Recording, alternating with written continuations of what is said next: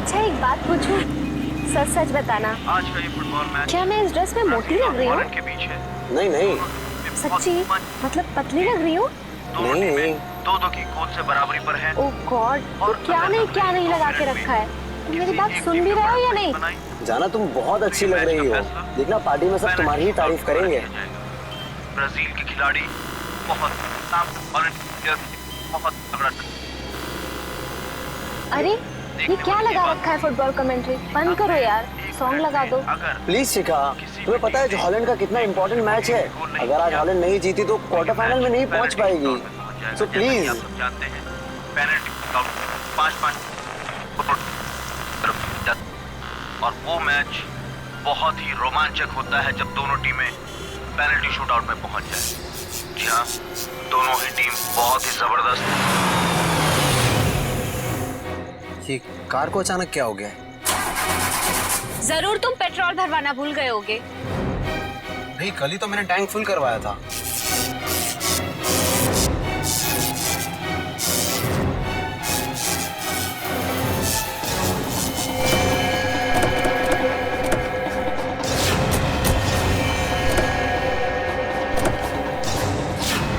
अरे ये क्या, एक साथ सारी गाड़ियां खराब हो गई?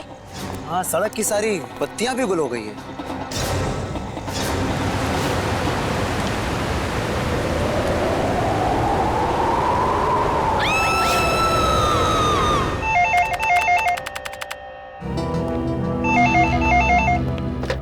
Hello, CID bureau. क्या? कब से? ठीक है, हम लोग देखते हैं।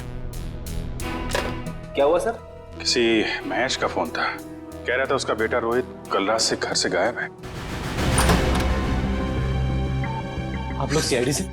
जी हाँ, आप लोगों ने हमें फोन किया था। हाँ जी जी। प्लीज प्लीज मेरे बेटे को ढूंढ लीजिए। प्लीज आप रोइए मत। क्या हुआ कि आपके बेटे को? कल रात हम अपने रिश्तेदार के यहाँ गए थे, तब हमारा बेटा रोहित यही घर पे ही था, मगर सुबह जब हम यहाँ लौटे तो देखा वो यहाँ नहीं है।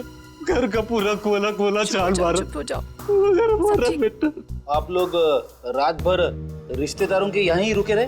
हमारे फूफा जी की तबीयत ठीक नहीं थी, इसलिए हमें वही रुकना पड़ा। कल रात कितने बजे गए थे आप लोग यहाँ घर से, और आज सुबह कितने बजे लौटे? हम लोग करीब रात में 9 बजे गए थे और सुबह 8-9 बजे आए थे वापस। तो करीब 12 घंटे तक आपका बेटा, क्या नाम बताया? रोहित। रोहित। 12 घंटे तक आपका बेटा घर में अकेला था? नहीं साहब, वो अकेला नहीं था, मैं थी उसके साथ। 12 बजे तक अपने रूम में ही था रोहित। फिर मैं सोने चली गई और फिर जब मैं सुबह उठी तो वो घर पर नहीं था। आप कौन? ये नीलम हमारी गैर मौजूदगी में रोहित का ख्याल यही रखती है। आपने कोई आवाज नहीं सुनी चीखने चिल्लाने की? नहीं साहब, मैंने कोई आवाज नहीं सुनी। रात के समय सब दरवाजे बंद किए थे, फिर पता नहीं कोई कैसे अंदर आ गया। जरा रोहित का कमरा देख सकते हैं? आइए सर, आइए। यही है रोहित का कमरा।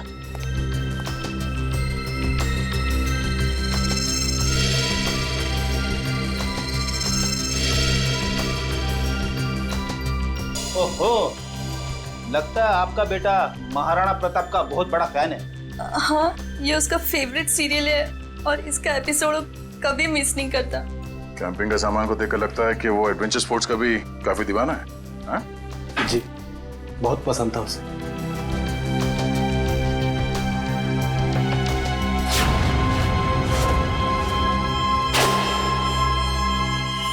कल रात की खिड़की खुली थी या ऐसे ही?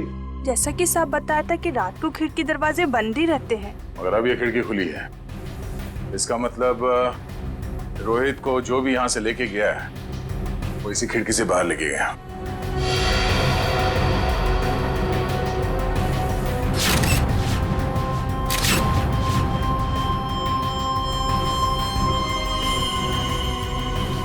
हुक। चलिए जरा बाहर चल के देखते हैं।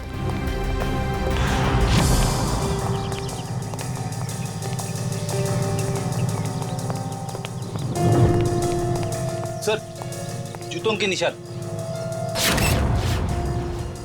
शायद रोहित के होंगे। 5 या 6 नंबर के जूते होंगे। ये रोहित कितने नंबर के जूते पहनता था? 6 नंबर। 6 नंबर। ये देखो, गमले में ये जूते का निशान है। ऐसा लगता है किसी ने ऊंचाई से छलांग मारी है इसके ऊपर। छलांग मारते ही मिट्टी जूते पे लग गई और नीचे उतरने के बाद जमीन पे आ गई ये निशान। सर मगर यहाँ पे तो सिर्फ रोहित के जूते के निशान है, और कोई जूते के निशान तो है ही नहीं। अंकल अंकल, रोहित का कुछ पता चला? नहीं बेटा, अभी तक तो नहीं। उसके सारे दोस्तों को फोन करके देखा लेकिन उसका कुछ भी पता नहीं चल रहा है। सर, ये नोट यहाँ झाड़ी में पड़ा मिला सर। नोट? एक मिनट दिखाई जरा।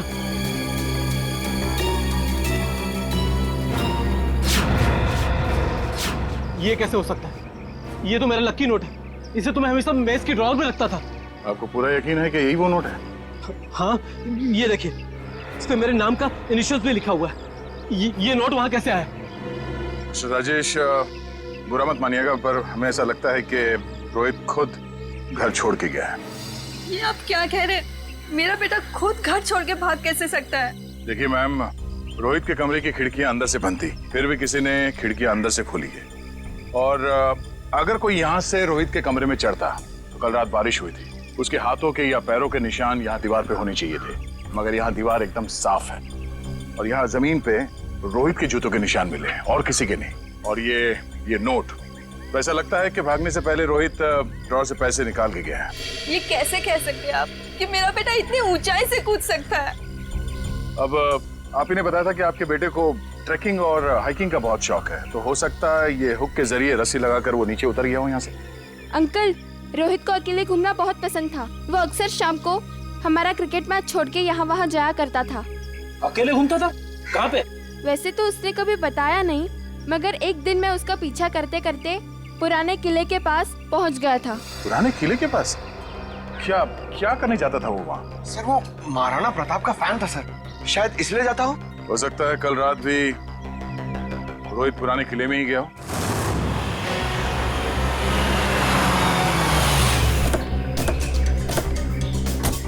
मुझे तो लगता है सर, ये रोहित महाराणा प्रताप का बहुत बड़ा दीवाना है, इसीलिए वो यहीं पे खेलने आता होगा। हाँ फ्रेडी, वो सब तो ठीक है, लेकिन इतनी रात को यहाँ क्यों आया होगा? जरूर कुछ ना कुछ तो है यहाँ पे। हाँ ये तो है सर। वो देखिए, ट्री हाउस। इसका मतलब ये ट्री हाउस रोहित ने अपने खेलने के लिए बनाया होगा। चलो देखते हैं। करण, जरा ऊपर जाके देखो। सर। मयूर, आसपास देखो। तो यहाँ से भी टूटा है और यहाँ से भी हाथापाई हुई है। शायद गुंडे रोहित को यहीं से उठा ले गए होंगे जबरदस्ती।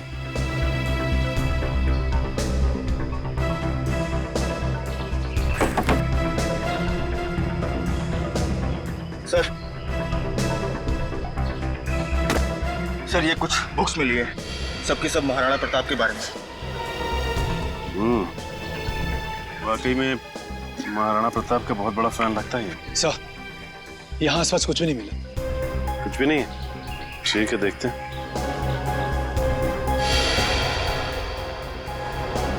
ये क्या? ये देखो, ये रोहित ने इस पेज पे निशान लगाया हुआ है। जरूर कुछ तो खास है इस पेज पे। इस पन्ने पे तो महाराणा प्रताप की तलवार के बारे में लिखा हुआ है। महाराणा प्रताप की तलवार? बड़ी परसों मैंने न्यूज़पेपर में पढ़ा था कि महाराणा प्रताप की तलवार शहर के पुराने म्यूजियम में रखी जाने वाली है, चिम्मा म्यूजियम में। हो सकता है कुछ ना कुछ इस चिम्मा म्यूजियम में ही है। जाना पड़ेगा वहां पे।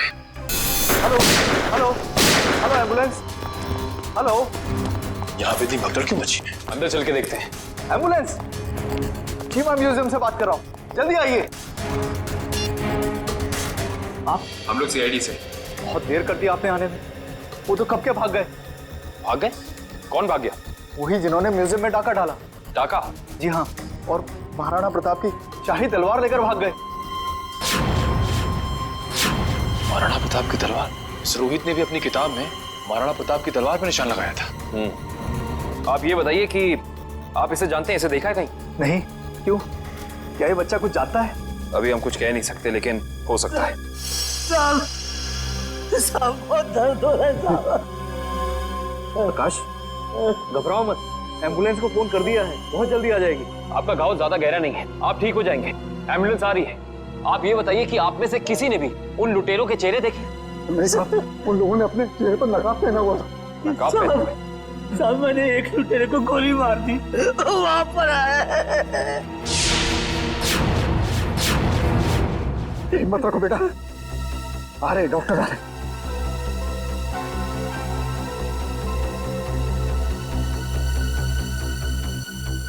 ये तो मर चुका है। मुझे सजा तो नहीं होगी ना? आपको घबराने की कोई जरूरत नहीं है। आपने आत्मरक्षा में गोली चलाई है, अदालत इस बात को जरूर ध्यान में रखेगी। कुछ नहीं होगा आपको।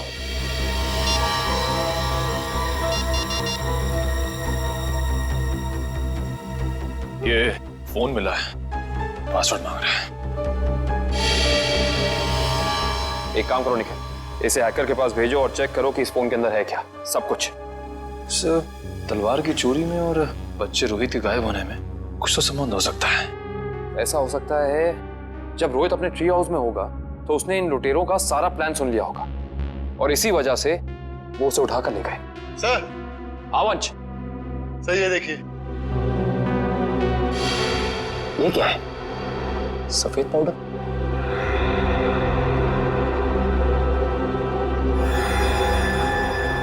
इसे चेक कराना पड़ेगा। सर मैंने शहर के सभी check post, airport, bus stop और रेलवे स्टेशन पे रोहित का फोटो भेज दिया है। अगर लोग उसे शहर से लेके बाहर जाएंगे तो पकड़े जाएंगे। तलवार की फोटो भी भेजो। सर, वरना आप तलवार भी बाहर नहीं जानी चाहिए। सर, मैंने शहर के उन सभी अमीर लोगों की लिस्ट निकाली है जिन्हें एंटीक सामान खरीदने का शौक है और जो उस तलवार में दिलचस्पी दिखा सकते हैं। सबकी एक एक हरकत पे नजर रखो। रोहित के और तलवार के गायब होने में आपस में कोई ना कोई संबंध जरूर है। सर, ये फोन जो गुंडों की जेब से मिला था सर, इस पे आखिरी कॉल हीरानगर से आता सर। हीरानगर? फिर तो भाई आप लोगों को हीरानगर की हर एक मार्बल शॉप पर जाना चाहिए। मार्बल शॉप में क्यों डॉक्टर साहब? मार्बल शॉप पर इसलिए क्योंकि मरने वाले के बालों पर आपको जो सफेद रंग का पाउडर मिला है ना, वो और कुछ नहीं है, मार्बल का चूरा है। मार्बल का चूरा? फिर तो हीरानगर की संगमरमर की दुकानों में एक चक्कर लगाना ही पड़ेगा। सर, आज ना तो संडे है, ना कोई त्योहार है, फिर ये मार्बल का गोडाउन बंद क्यों पड़ा है? कोई है ही नहीं यहाँ पे। क्योंकि शायद उन्हें भनक लग गई थी कि सीआईडी आने वाली है। हाँ?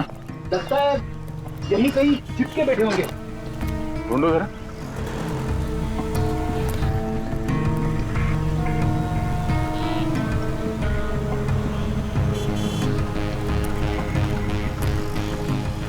ये घर यहाँ? चलो अंदर देखते हैं।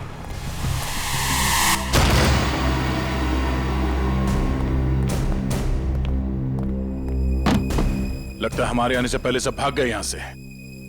जरा तलाशी लो यहां।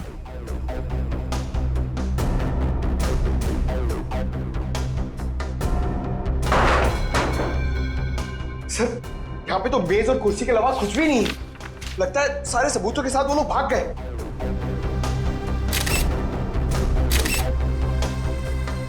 सिवाय इसके वो ये पेपर जलाना चाहते थे, मैं पूरी तरह से जला नहीं। इस पे तो कुछ नाम और नंबर लिखे थे। इस नाम का पहला अक्षर आर से शुरू होता है और खत्म होता है EER। रणवीर तो नहीं? रणवीर? ये नाम इस केस में पहले भी सुना है। अरे हाँ, उस आदमी का नाम भी तो रणवीर है। इसका नाम उस लिस्ट में है जिन्हें ये तलवार खरीदने में दिलचस्पी है। इसका मतलब सर, उस तलवार की चोरी में रणवीर का हाथ है?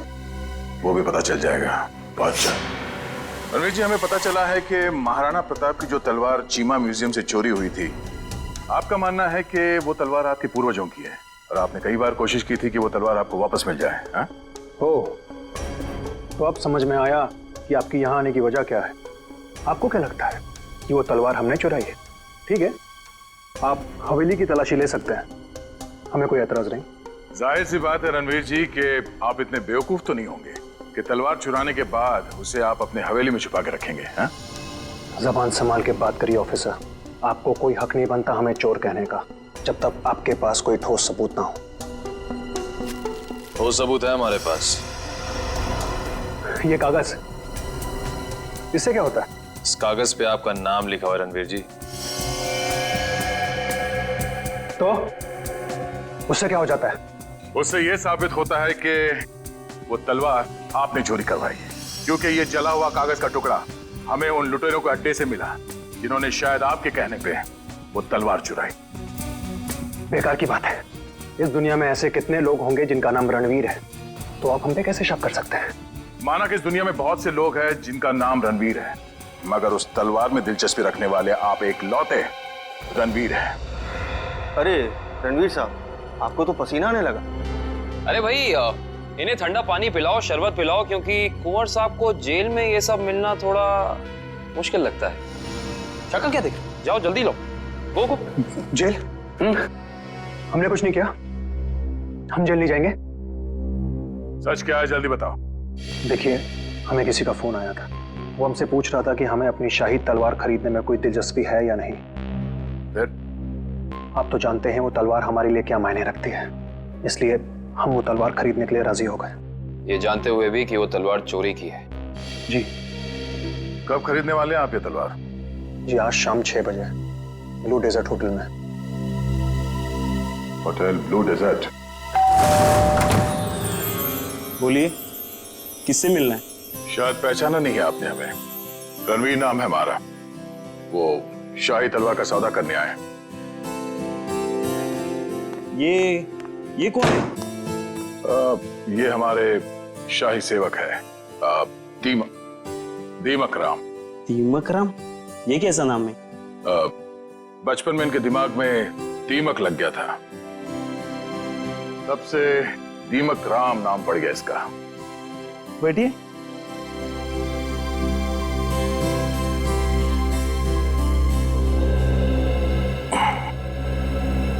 आपकी तारीफ? शाही तलवार की कशिश इन्हें भी यहाँ खींच लाई, पर आप दोनों में से जो ज्यादा मोटी रकम देगा तलवार उसकी। ज्यादा मोटी रकम तो हम ही देंगे, खानदानी रईस जो ठहरे। वैसे वो शाही तलवार कहीं दिख नहीं रही। हर हसीन चीज को देखने का एक मुहूर्त होता है, और वो मुहूर्त तभी आएगा जब पैसा हमारे अकाउंट में आएगा। सही बात है, सही बात है। आप रणवीर जी हैं? कोई शक?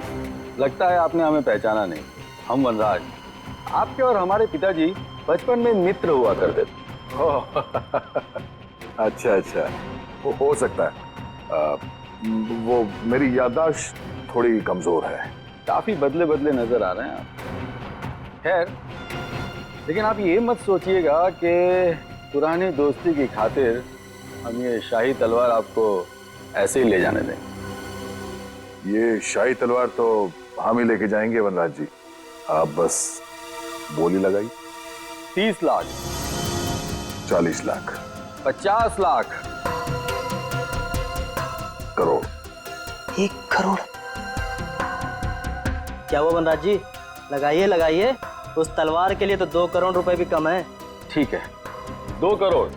चलिए आपका भी मान रखते हैं, 5 करोड़। 5 करोड़? वनराज जी, आप सोच भी नहीं सकते कि शाही तलवार की क्या अहमियत है हमारे लिए। 5 करोड़ 1, 5 करोड़ 2, 5 करोड़ 3। तलवार रणवीर जी की हुई। चलिए अभी के अभी पैसे आप लोगों के अकाउंट में डलवा देता हूँ, मगर दिल की तसल्ली के लिए उससे पहले एक बार हम वो शाही तलवार देखना चाहेंगे। ठीक है, मुन्ना तलवार लेके आ। वैसे आपने ये सही नहीं किया। ये तलवार तो हमारे खानदान के भी बहुत करीब हुआ करती थी। वनराज जी, आपने वो कहावत सुनी है, एक म्यान में 2 तलवारें नहीं रह सकती। उसी तरह एक तलवार का 2 खरीदार नहीं हो सकता, सिर्फ एक ही खरीदार होता है। ये रही शाही तलवार।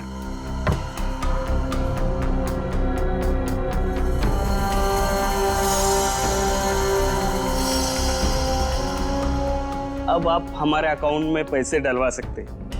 बिल्कुल।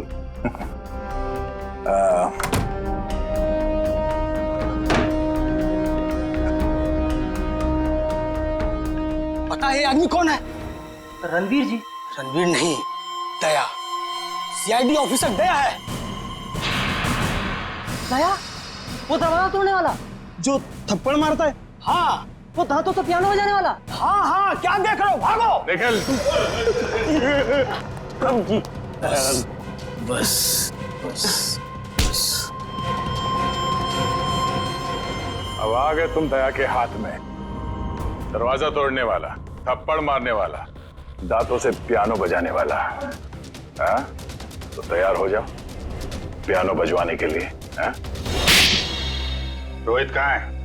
मुझे कुछ पता नहीं है सर। वो तलवार किसके कहने पे चढ़ाई तूने? कुछ याद नहीं है। याद नहीं है? रेडी, जरा मदद करो इनको याद करने में। ये लीजिए सर, नेक काम में देरी कैसी। डॉक्टर साहब आप यहाँ पे? हाँ यार, एक बहुत जरूरी खबर देनी है। वो महाराणा प्रताप की जो तलवार थी, जो म्यूजियम से चुराई गई थी, वो तलवार नकली है। क्या नकली है? तेरे चेहरे का रंग तो बिल्कुल नहीं बदला। तो जानता था वो तलवार नकली है? ना, मुझे मालूम था कि वो तलवार नकली है। तो नकली तलवार तूने चुराई क्यों? किसी के कहने पे चुराया साहब। किसके कहने पे? वो देख, यहाँ पे अगर इन सब ने थोड़ी थोड़ी मेहनत की तुझे याद दिलाने में, तो तेरा क्या हश्र होगा मैं कह नहीं सकता। भला इसी में चुपचाप बता दे, तलवार किसके कहने पे चुराई? वो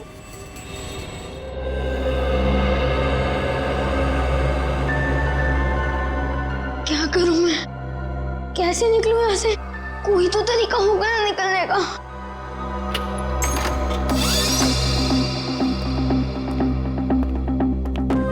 ले खाना खा ले।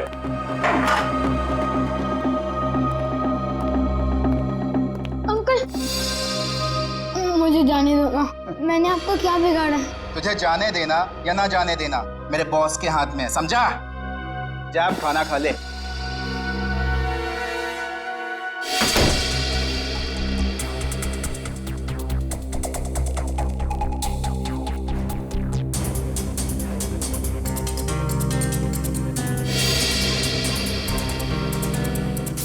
क्या करूं?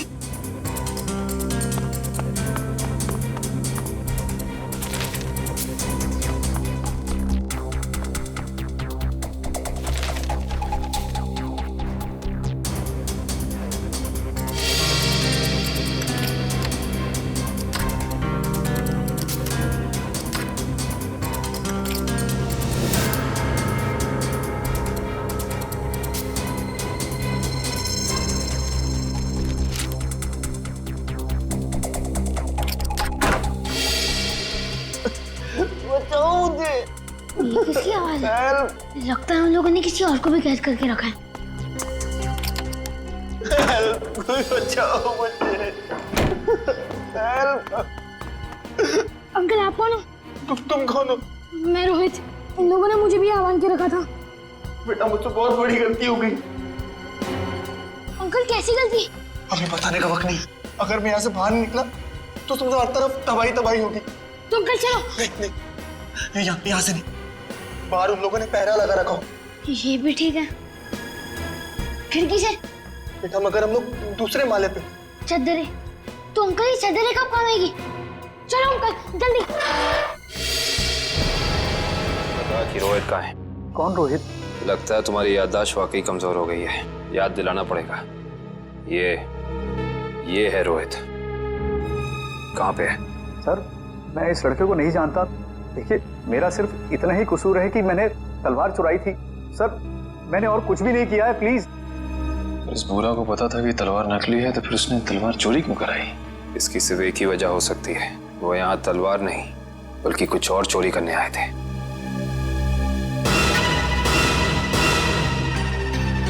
जिस वक्त यहाँ चोरी हो रही थी वो क्लोज सर्किट कैमरा चल रहा था? जी सर। पंच, कल की फुटेज लाओ। सर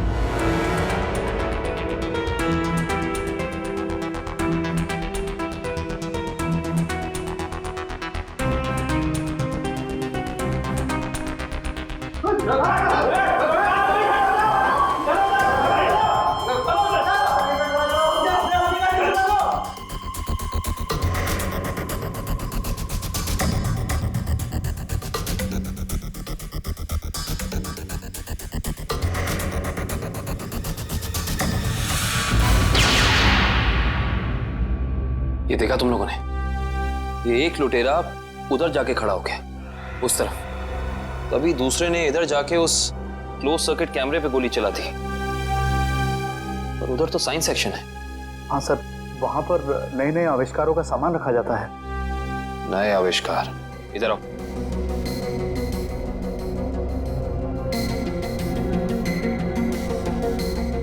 ध्यान से देख के बताओ कि यहाँ सब कुछ पहले जैसा है कि कुछ चोरी हुआ है? नहीं सर, सब कुछ ठीक दिख रहा है।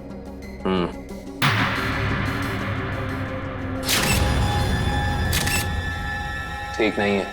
ये देखो, खून की बूंद। ये खून की बूंद यहाँ कैसे आई? सर, मुझे इसके बारे में कुछ भी नहीं पता है, कहाँ से आई। अच्छा, इसके बारे में नहीं पता तो ये तो पता होगा कि ये क्या है। ये डॉक्टर गिरीश का बनाया हुआ इलेक्ट्रोमैग्नेटिक पल्स डिवाइस है।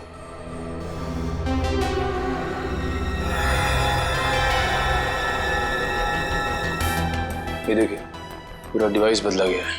वो लुटेरे असली डिवाइस ले जाके नकली डिवाइस रख दिया। इस डिवाइस में ऐसी क्या खास बात है? सर, ऐसा कुछ भी खास नहीं है इसमें।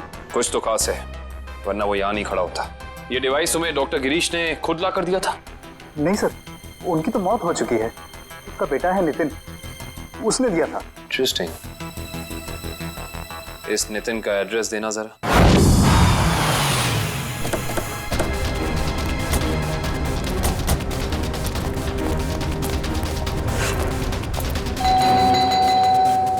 सर, ये नितिन दरवाजा नहीं खोल रहा है, कहीं उसकी जान को खतरा तो नहीं है? अंदर चल के देखते हैं। नितिन! नितिन! नितिन! लगता है यहाँ हाथापाई हुई है। जरा घर की तलाशी लो जल्दी। नितिन!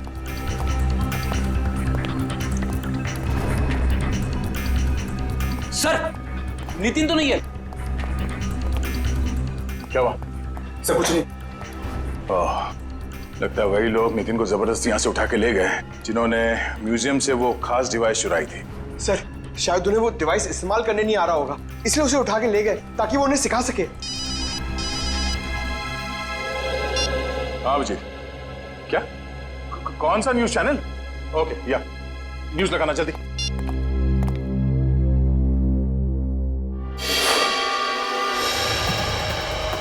नमस्कार भाइयों और बहनों, मुझे ये बताते हुए बेहद खेद महसूस हो रहा है कि इस धरती पे आप सबकी जिंदगी गिनी चुनी ही बची है। न सिर्फ ये शहर बल्कि ये पूरा देश जल्द ही एक कब्रिस्तान में बदल जाएगा, जहां हर तरफ लाशें ही लाशें होंगी, हर तरफ मौत ही मौत छाई रहेंगी। तो जाइए, पूरी कर लीजिए अपनी आखिरी इच्छाएं,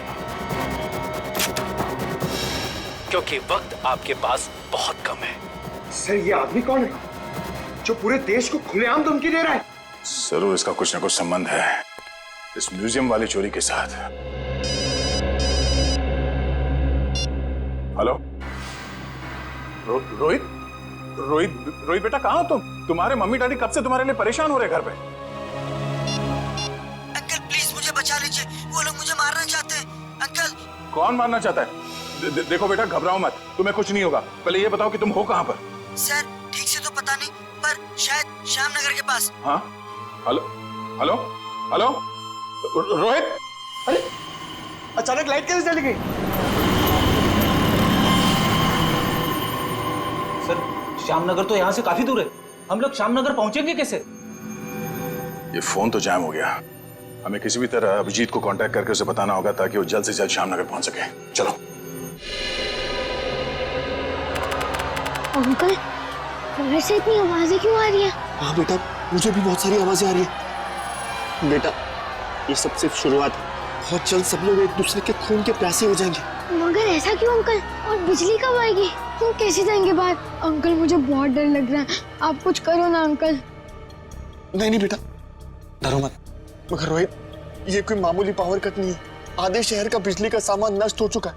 एक इलेक्ट्रोमैग्नेटिक पल्स रेडिएशन की वजह से फोन, प्लेन्स, कार्स, कंप्यूटर्स कुछ भी काम नहीं करेंगे। लेकिन किसने किया ये सब और कैसे हुआ? बेटा, कुछ हद तक इस सब का जिम्मेदार मैं भी हूँ।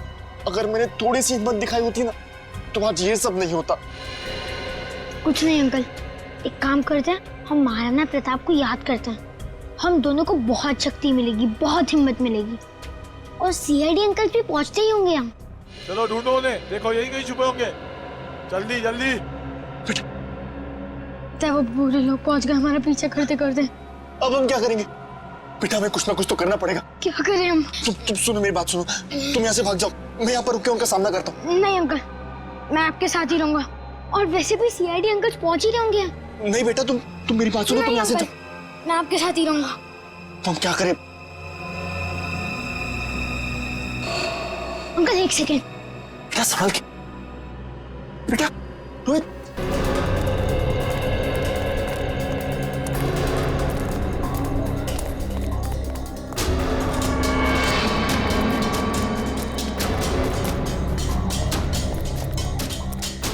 अब समझ में आया, उन लुटेरों ने वो ईएमपी डिवाइस उस म्यूजियम से क्यों चुराया होगा।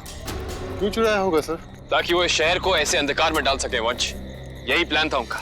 इस मुश्किल से इस शहर को निकालने का रास्ता ढूंढना पड़ेगा। इसका रास्ता तो अब उसी इंसान के पास है जिसके पास ये डिवाइस है। वो इसे इस्तेमाल करना भी जानता है और इसे नष्ट करना भी। इस अंधेरे ने हमारी मुश्किल और बढ़ा दी है। वो बेचारा बच्चा रोहित, उसे ढूंढना थोड़ा और मुश्किल हो जाएगा। उसे भी ढूंढेंगे हम और इस शहर को इसकी जगमगाहट वापस लौटाएंगे। वो देखिए, कोई हमें अपनी तरफ बुलाने का इशारा कर रहा है। हाँ निखिल, कहीं इशारा वो बच्चा रोहित तो नहीं कर रहा? आओ देखते हैं। चलो।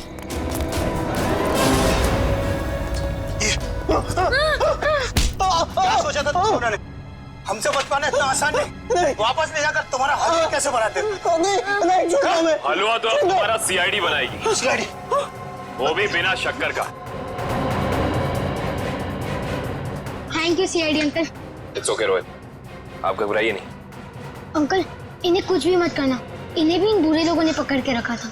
वंश, रोहित को घर ले जाओ, तब तक हम इनकी खातिरदारी करते हैं।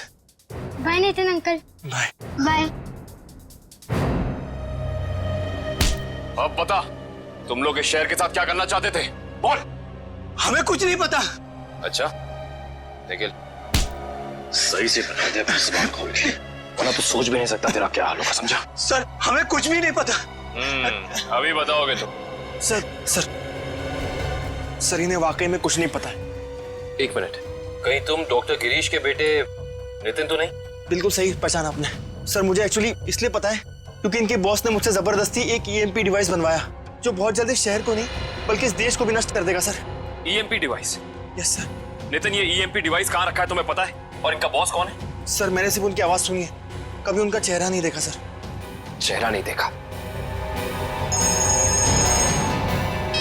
हेलो जी, अभिजीत सर। सर रोहित हमें मिल गया है।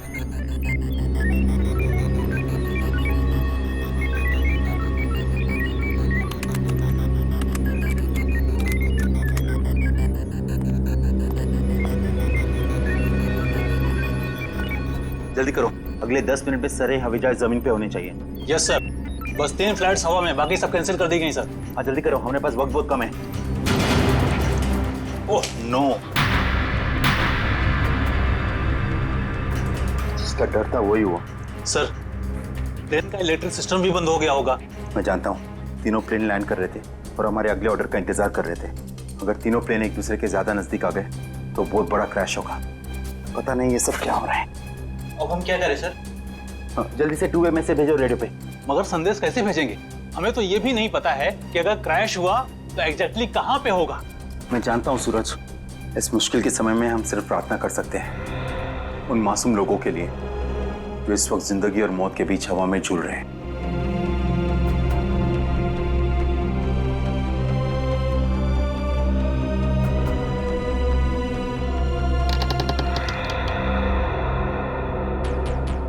सर यही वो जगह है जहाँ उस डिवाइस पे मुझे काम करने के लिए लाया गया था जिससे ईएमपी ब्लास्ट हो। कुछ बड़ा करने का मकसद है इन लोगों का।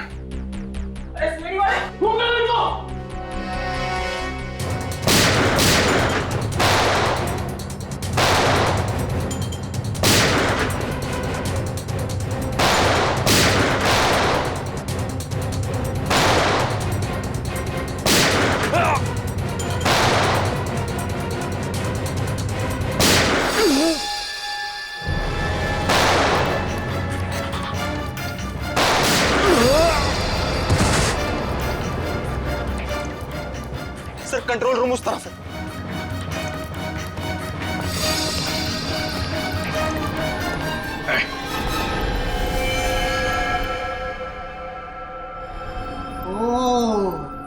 आ गए मिस्टर अभिजीत। तो तुम हो इस सब के पीछे हैं? हाँ, मैं हूं मैं।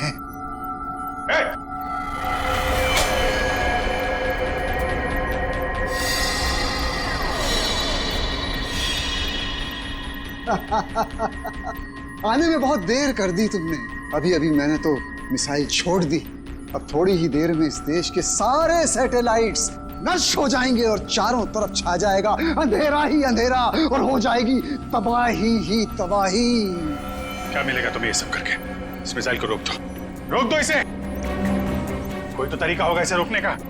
मेरे पास है ना तरीका, मेरे पास है। आई नो, मेरे पास है तरीका, लेकिन वो तरीका मेरे मरने के बाद मेरे साथ ही खत्म हो जाएगा।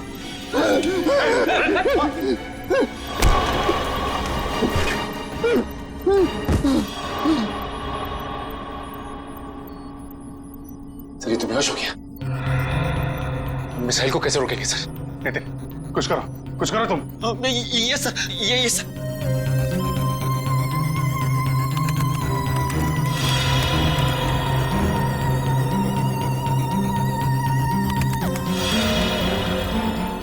सर मुझे कुछ समझ में नहीं आ रहा है। 45 सेकंड बचे हैं, कुछ करो जल्दी तुम। सर एक तरीका है, अगर मैं इस मिसाइल को सेल्फ डिस्ट्रक्ट कर सकूं तो कुछ बात बन सकती है। मतलब मिसाइल अपने आप को नष्ट कर दे अपनी शक्ति से? ये सर ऐसे कुछ।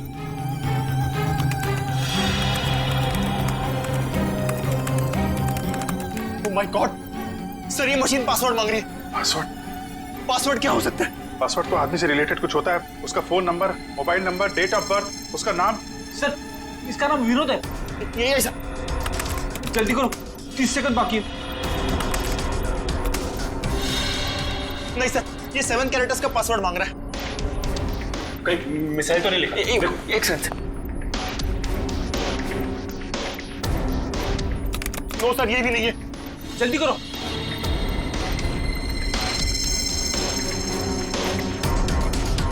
विनोद और उसके बेटे की फोटो। शेखर अपने 21वें जन्मदिन पे। शेखर टाइप करो जल्दी। ये सर। सर सिर्फ 15 सेकंड बाकी है सर। सर सिर्फ 15 सेकंड बाकी है sir.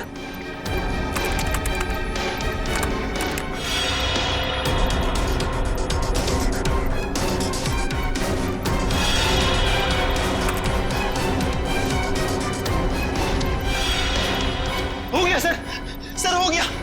Oh my God sir, हो गया।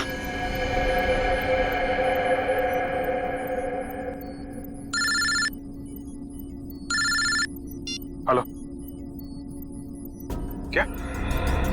माय गॉड, ठीक है हम कुछ करते हैं। क्या हो सर? खतरा भी टला नहीं है। 3 जहाज अभी भी हवा में है और एयर ट्रैफिक कंट्रोल से उनका कांटेक्ट टूट गया है। कभी भी क्रैश हो सकते हैं। अब क्या होगा सर?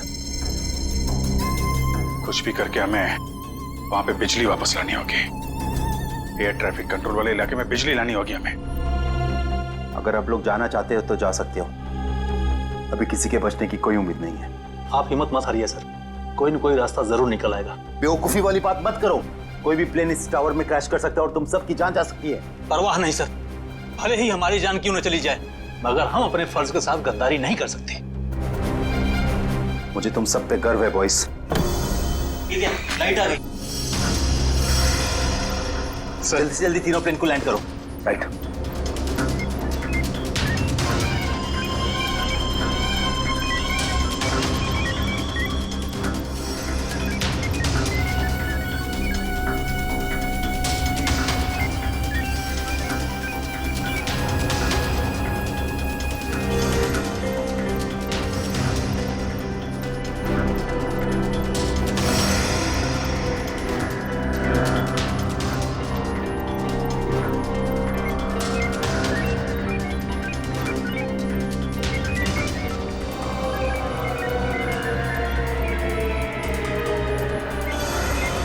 सर प्लेन की सफली लैंडिंग हो चुकी sir. Very good, good job boys.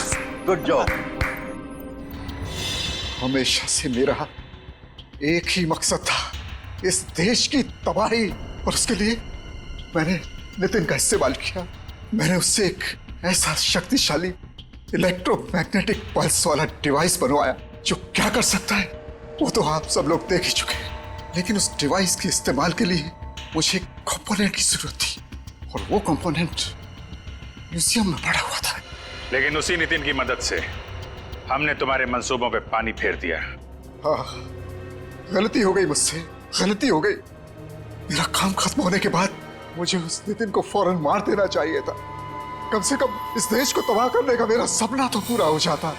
लेकिन इस देश से इतनी नफरत की वजह क्या है? इस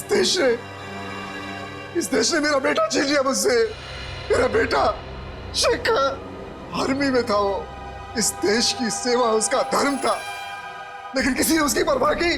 किसी ने कोई परवाह नहीं की। 2 साल पहले एक रोड एक्सीडेंट में वो सड़क पर पड़ा रहा, लहूलुहान तड़पता रहा, लेकिन किसी ने उसकी कोई मदद नहीं की। और मेरा शेखर, मेरा बेटा तड़प तड़प कर मर गया। मेरा शेखर मर गया।